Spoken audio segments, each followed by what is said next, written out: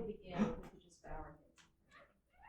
Our Father in heaven, I pray that you'll be with me now as I bring this message today. Please bless the words I have to speak, and may they not be my words, but that they be a message from you, and that we can learn something that will help enhance our walk with you. It's my prayer in your name. Amen. Definition of a friend. This is what the dictionary has it as. It's a person who knows, whom one knows, and with whom one has a bond of mutual affection. So it's a person who you know and who you have a bond of mutual affection. So today, I especially want the children to listen to this sermon because there are some things in it that I believe are very important for them to learn at an early age. In our life, friendship plays an important role. Friends are the ones who make our life beautiful and happier. They support us in difficult times. And a good friendship is all about giving and taking. So one time we'll be on the giving side, and the other times we'll be and receiving, and the other times we'll be on the receiving side. If we want our life to be meaningful, we need friends. They have a direct impact on our well-being and our health. We will meet many people in our lives and spend a lot of time with them, but that doesn't mean that all of them will be our friends. A friend will stand by our side throughout our journey, whether it's a happy one or a sad one. The different phases of our life will not faze them. They'll go through it with us. It isn't about the number of friends that we acquire. It's about the quality of friends that we have. When I look back over the years that I've been alive, there are several friends that stand out. A few of those were called my best friends. And today I'm going to focus on one of them. Her name was Nina. She stands out as my best friend since I was 9 years old. There are those friends that I have as well. I have other best friends, but we won't talk about every one of them today, but they're very few, I'll say that. And there are those friends that I like to go camping with, those that I like to play games with, those that I just like to sit and talk with. There are many things that you can do with a friend. And then there are others that are friends, we call them friends, but they are only acquaintances. They are all people, these friends that I have are all people I like to spend time with, who I like to share a meal with, take a walk with, people that I really like to get to know. I feel comfortable with each one of them. What is it that you look for when you have a friend? Just think about that. Eden, Isaac, Jack, Cody, Noah, Haven, Levi, all the kids that are here. What do you look for in a friend? Because the reason I address the children is because they are the ones that are starting to establish their friendships now. A lot of us older ones, we've already established our friends, but we're still looking, I'm sure, for others. What are you looking for in a friend? Is it with someone with good looks, with lots of money, lots of connections, someone that's popular, someone that everyone else wants as their friend? I don't know. Each person has a different criteria for choosing a friend. At 9 years old, I met Nina. We hit it off from the start. Her grandfather lived in Botwood, and that's where I met her, as my family was moved to Botwood at that time. We played games together. We went down, her grandfather had a woodshed. We took some wood and piled it up to one side, and we made beds to lay down on. Then we brought in a little table, and then we put some curtains up to the little window that was in there, and we proceeded to play house there all day long. We'd go down on the beach, catch jellyfish, bring them up, and pretend that they were our dinner for the day. We'd actually bake some cookies at some times, and there were times that her mom would actually bring things out to us. And we had other areas in that garden that we played, but we pretended and we did things together. Then Nina moved from there down to Marystown, a long ways from Botwood, but we proceeded to be friends. I would go down there, maybe only see her once in a while, but when we arrived, we would be outside chasing animals, hiking, swimming in the swimming hole. We would even get on for some ice pans around the shore. and try and see what those would do in the wintertime. All the things that we would do together, we would lay down and listen to Uncle Arthur's bedtime stories, or listen to Uncle Dan and Aunt Sue on the record player. We would sing songs together, sit around a fire, eat popcorn. The list goes on and on. Our families were friends, and we were friends. Then as they moved from Marystown to Lethbridge, we continued on with our friendship there. I would go there, and I still remember I drove back there a little while ago to see the house that they lived in because it brought so many fond memories. Big 4-story house where you go up, the attic was way up the 4th story, and then there would be the 3 stories that there were actual bedrooms and things on. They didn't have the running water or toilets like we have today, so we would have to make our trip to the outhouse. We would usually go as a group. So in the wintertime, you didn't want to get cold, you didn't want to get lonely, and you didn't want to be afraid. So we would all head out there together, Nina, myself, and Erna. Erna was her sister, which was also my friend. We'd lay in the barn on the hay and tell stories to each other. The boys, my brothers and their brothers, would lay and tell spooky stories to try and get us scared and to get us wanting to go back inside, but we never did. We would catch horses in the pasture that belonged to somebody else and ride them without saddles or bridles or anything. We'd go blueberry picking, strawberry picking. We hiked, we went to camp together. We did everything together. But as the years went by, they moved away off Newfoundland. I stayed here, myself and my family. But when it came time for me to go away to high school, I went out to Alberta, and guess who I should meet? Nina was there. And she became my roommate. And we spent many years rooming together, or many times rooming together. And when we got sick one time, I remember we were both sick, and it was the chicken pox. So we couldn't go out around. So what did we do? We opened our window. We sat on the window ledge, and I have pictures, but I forgot to get them ready for this thing today. We sat on the window ledge, and we spoke to everybody that went by, all of our other friends. And I mean, the things that we did there was just, I can't share them all today.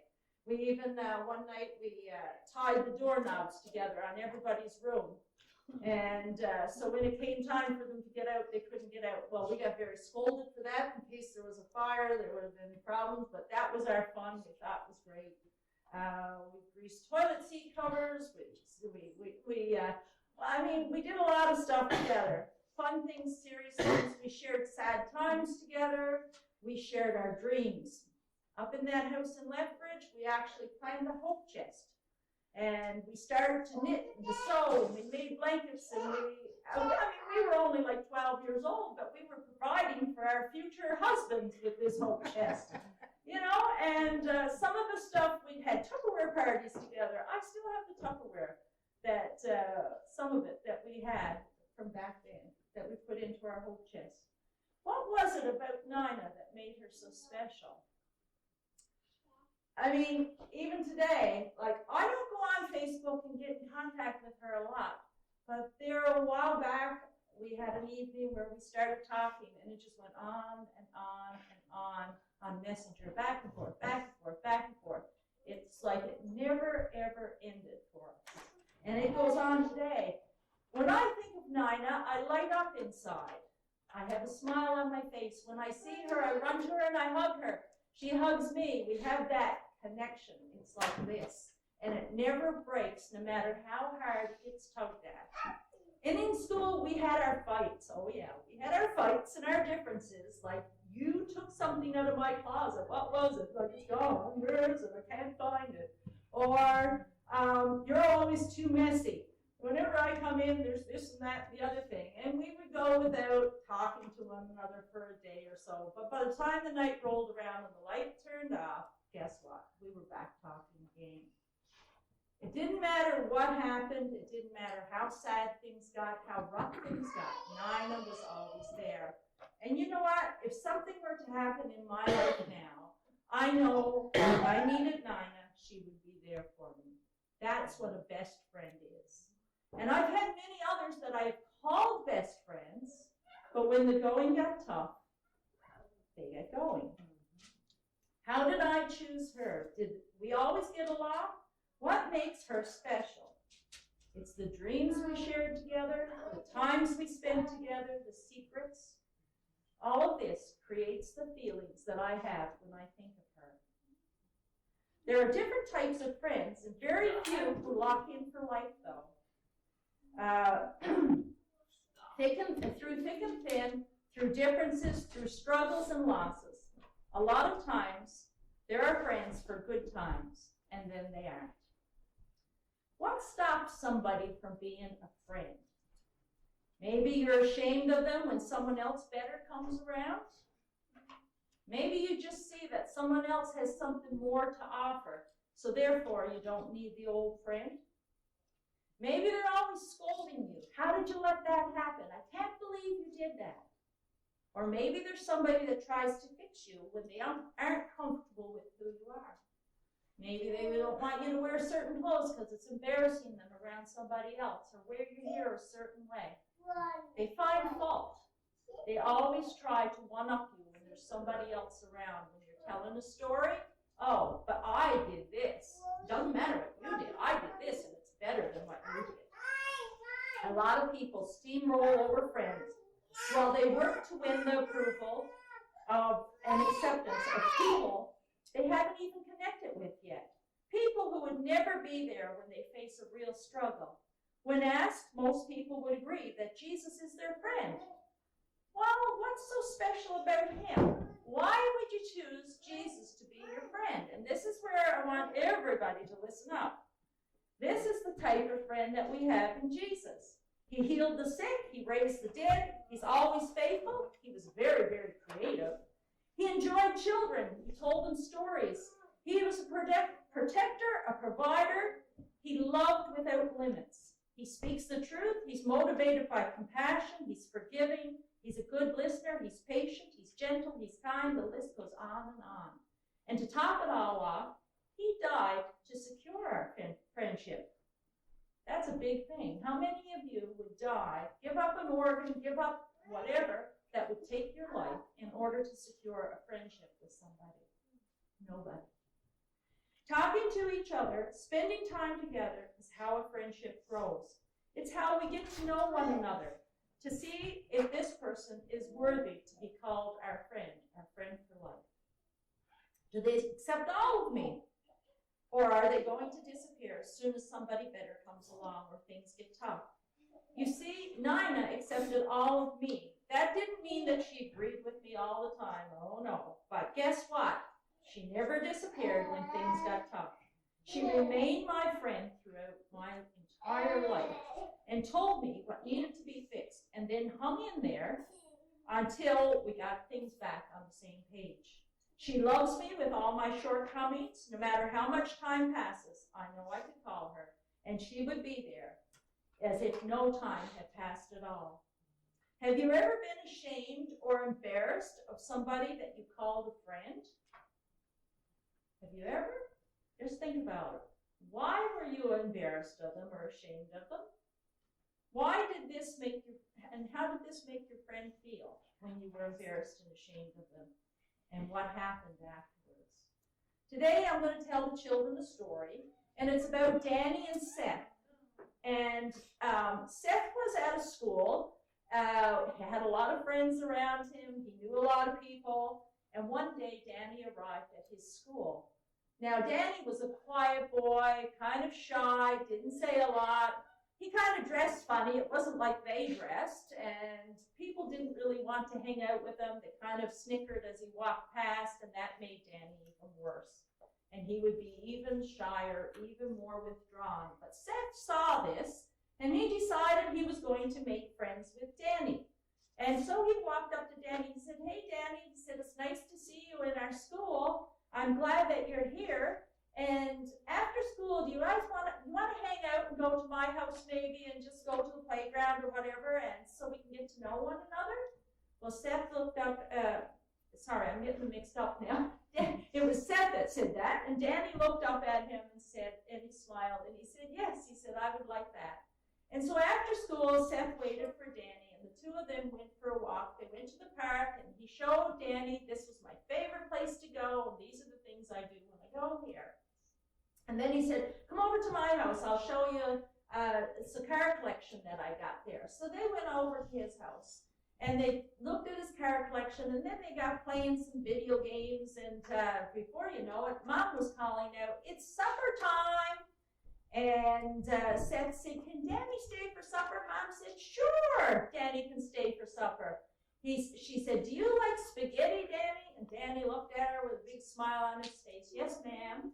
And he sat down and he ate a big plate full of spaghetti, and then he proceeded to thank Seth's mother, telling her what a delicious meal this was, and he was so happy that she had had him stay for supper. So Seth thought, spaghetti is just a normal food. But anyway, all right. So the next day at school, they met, and they went off doing things together by themselves. They sat down and had their lunch. Not many friends around, because most people, remember, did not want to be friends with Danny.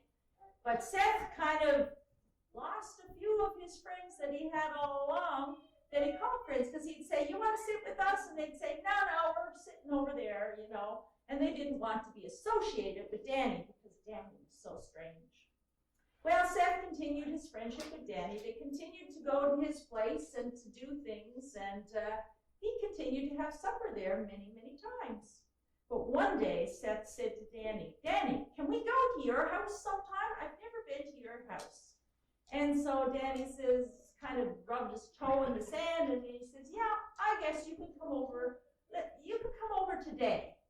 So anyway, they went to Danny's house, and when they walked up to Danny's house, it was this big mansion, beautiful house.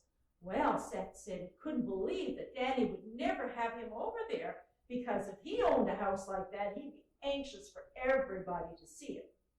But they went inside, and at his house, they just had a little tiny gaming system. It wasn't big or anything, but when they went to Danny's, they had this full room with the big screen that come down just like this one, and they had all this stuff to play with and all the newest games.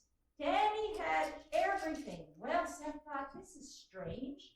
You know, why does he want to play at my house? So then it came supper time, and somebody came through the door and said, "What would you like for supper tonight?" And Danny says, "Hey, Seth, what would you like? What's your favorite food?" And Seth said, "Well, I like pizza, but, you know, all right then, pizza it is."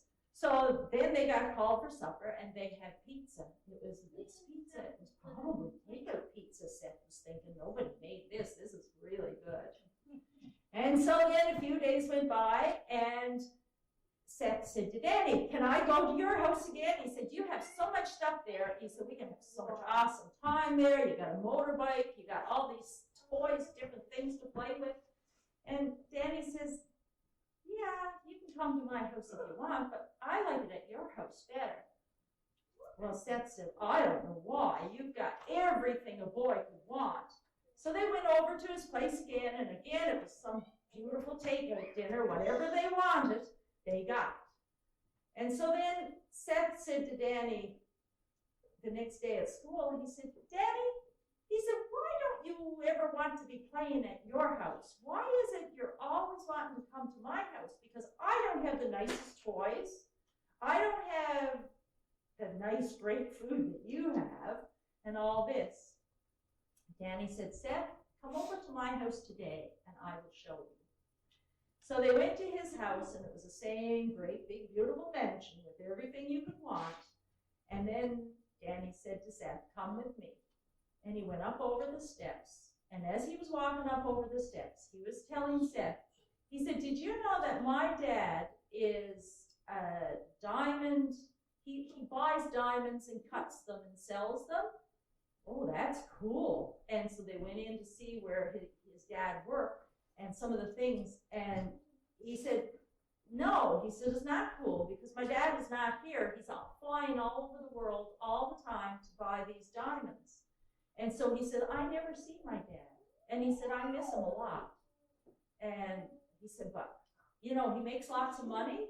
He said, "We have a lot of money and a lot of things, but," he said, "I don't have my dad, and that's what I really want." And then he said, as they walked down this long hallway, he opened the door and he said, "I want you to meet my mom." And he walked over and he sat down in the chair, and there was his mom laying in the bed, with all kinds of tubes going to her. And Danny told Seth, he said, my mom was in a car accident 5 years ago. She hasn't moved, she hasn't spoken since. My dad was driving the car, and he hasn't come home because he's ashamed of what happened, and he doesn't want to face my mom like this. So he hires people to look after me and to look after my mom. And he said, so when we eat spaghetti at your house and you say it's not much, he said, it's served by your mother. Your mother is laughing and talking. Your dad is sitting at the table. He said, I would much rather have that than all the fancy dinners that money can buy and all the fancy toys. I would rather have my mom coming in to check on me and talk to me and share my day with her than I would to have to come here and sit and talk to somebody that I'm not even sure that she can hear me.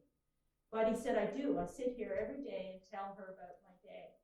And he said, I've learned that things are not important. He said, I've learned that people are what's important. It turned out that Danny's father was a billionaire and that he had all kinds of money, but actually could not have the time with his own child. And so Seth saw that day how important it was, the friendships and the family commitment that he had. You know, Jesus told us about his friends who, when things got tough, he didn't want to admit that Jesus was his friend. Peter, he denied Jesus. Why? He was afraid. It wasn't popular to be Jesus' friend on the night in question. But guess what? Peter realized where he went wrong in his friendship, and he fixed it. Now, what is the purpose of me sharing all this with you guys today? Well, I want each one here to think about their friendship with Jesus. Yes, that's right. I know he's your friend, or you wouldn't be here today. You see, we come to church to meet him and spend time with him. While I'm here at church, it's popular to be Jesus' friend because everyone else is here is claiming to be his friend as well.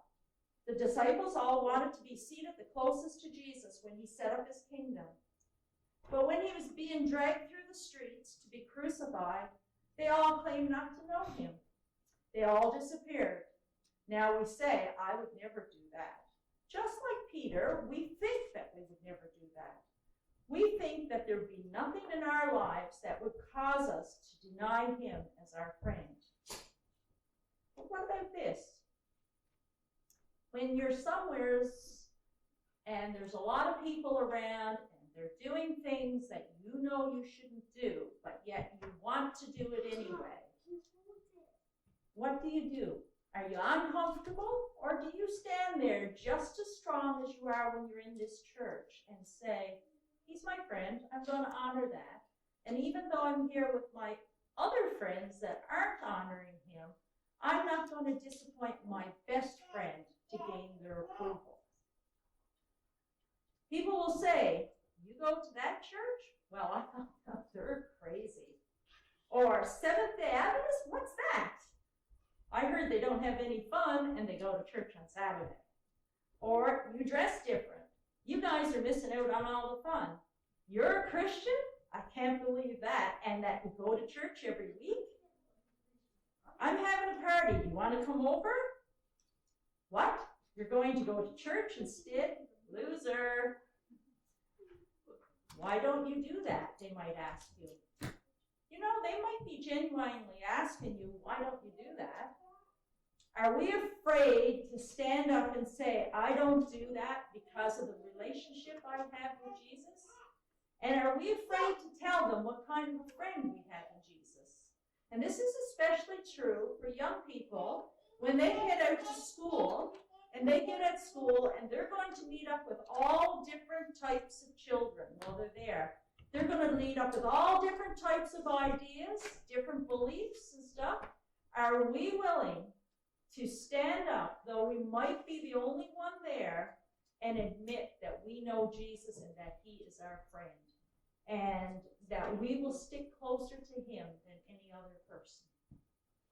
We hear these comments from a very young age. And I must admit, it takes courage to be different. I've been in that situation myself that sometimes I feel, I wouldn't say that I'm ashamed, but I'm afraid. I'm afraid to share who I really am for fear that I won't be as accepted as I was before. Well, you know what? Someday it might put us to that test. Someday we may get to the place where we have to be different in order to be loyal to our friend Jesus. But guess what? If we are ashamed when we face people who want to make fun of Christians and make them stand out as weird and different, just like Peter, we would be just like Peter. Now, I must admit and make it very clear that Peter was a true friend because he had the courage to say he was sorry for what he had done. And he was truly, truly sorry. Jesus said in Luke 9, "If anyone is ashamed of me and my teachings, then I will be ashamed of him. I will be ashamed of him at the time when I come in my glory and with the glory of the Father and the holy angels." So do we really want to face Jesus, knowing that we betrayed him, knowing that we didn't connect with him the way he wanted us to? Do we really want to see that look of disappointment? Do we want him to be ashamed of us? It's something we need to really think about, because there are many ways that we can show that we're ashamed of Jesus, but there are also many ways that we can show that he is truly our best friend. Have you ever been disappointed? It's someone that you loved very much.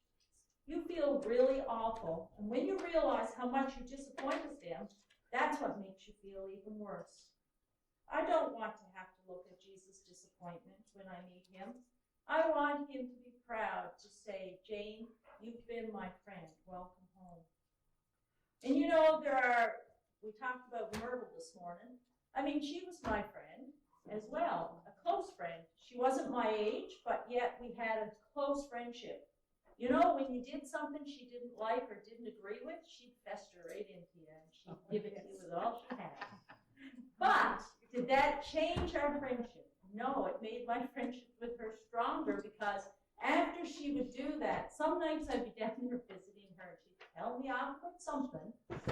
But we also shared the other things. So we shared all the good times, the meals, the games, the fun. And so when she'd tell me off, yeah, it sometimes would maybe hurt or it made me think, whatever.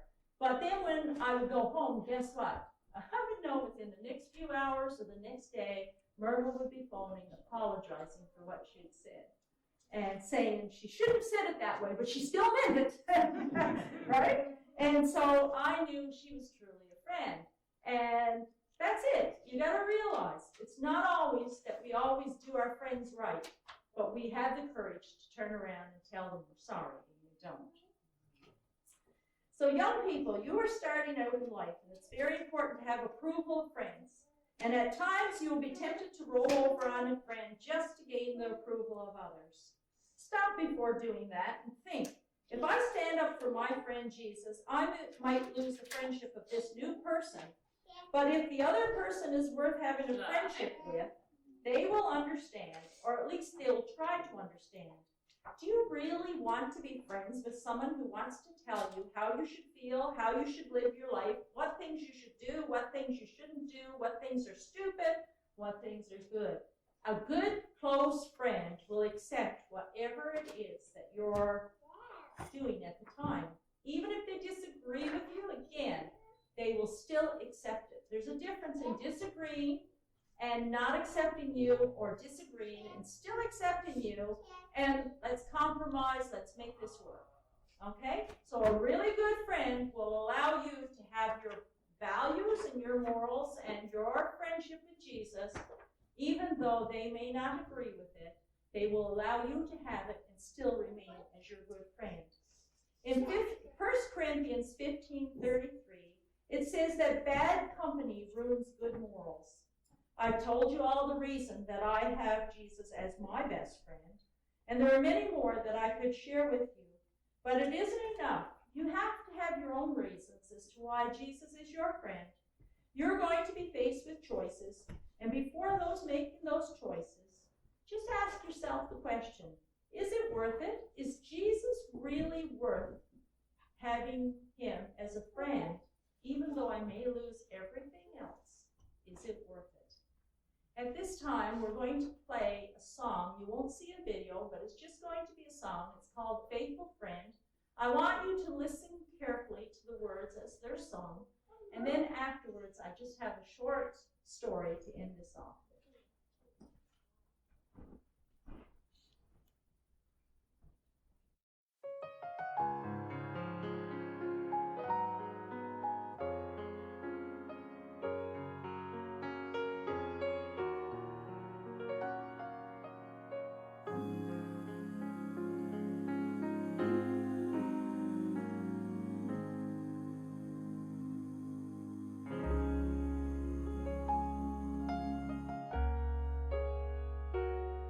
When the hurt goes deeper than the deepest place your heart has ever known, when you're standing in your darkest trial and it seems you're standing all alone, when the tears fall down like bitter rain and you're wondering if the sun will shine again.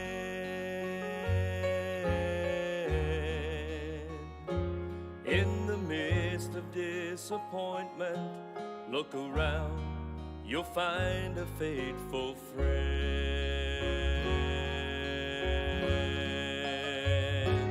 He's walked through my darkest valley, shining light upon the lily by the way.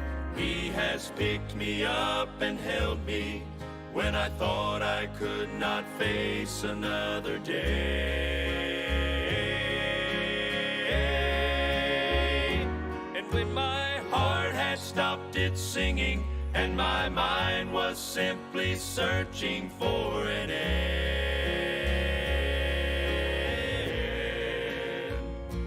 I can tell you by experience, I found a faithful friend.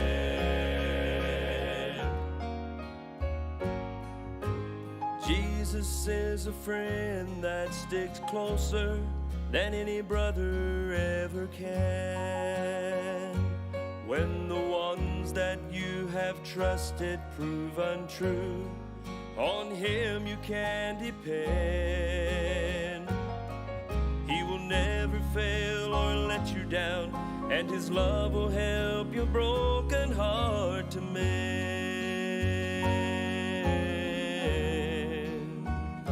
So pick up the broken pieces and turn around, you'll find a faithful friend.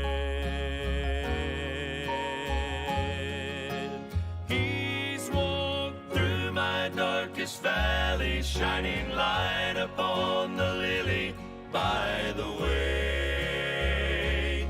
He has picked me up and held me when I thought I could not face another day.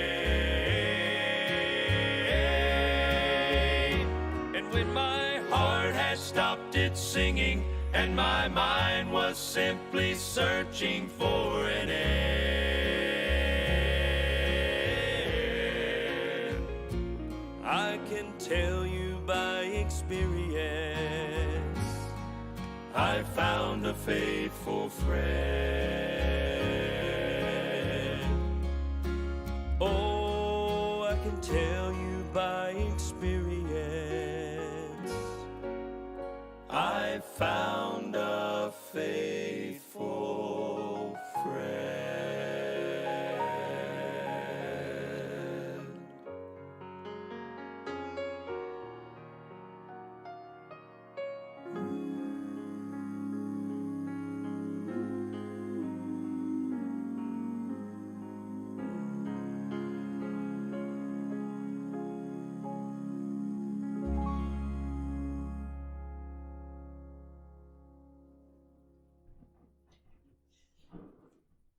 Rex was a dog that was very much loved by his family.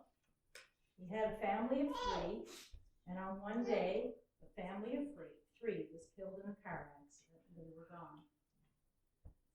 However, they were buried in a cemetery very close to home.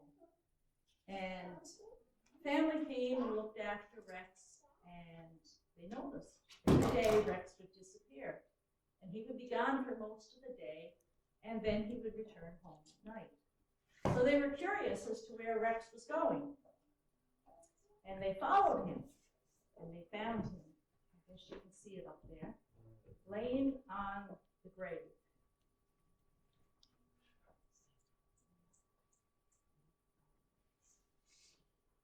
Just wanting to spend time with his family, who was no longer with him. But he had the memories. They were there. They would never disappear. Those memories were still strong. The love was still strong. He missed his family, and he wanted to spend time with them. He loved his new family, and he spent time with them as well. But you see, his old family never left his heart. Every day until the day was done, died, he went to the graveyard to spend time, 3-4 hours a day, rain or shine, snow, wind or sleet. We have a friend, Jesus, who died for us, and he's no longer with us, and he's here, but we don't see him. Do we take the time to go and spend with him, like Rex? Was he that much of a friend to us? Do we have that much love for him? That we will take time over our busy day, no matter what the storms of life will throw, will we still take the time to spend with him and to remember how great it was to sit at his feet? Let's bow our heads. Our Father in heaven, I pray that it is each one of these people sitting here today, that they will make a commitment in their lives to be faithful to you until you return, to remember what you have done for them, and to love you, and to experience that love that you have to give back. Because I know that you're just waiting for us to arrive, to sit at your feet, to share the experiences that we experience throughout this day, and to meet with you every single day. Lord, help us to be faithful. Help us to be a faithful friend, so that when you come in the clouds of glory, we'll be ready and we'll see your smile of acceptance, and we'll know that we were your faithful friend. Amen.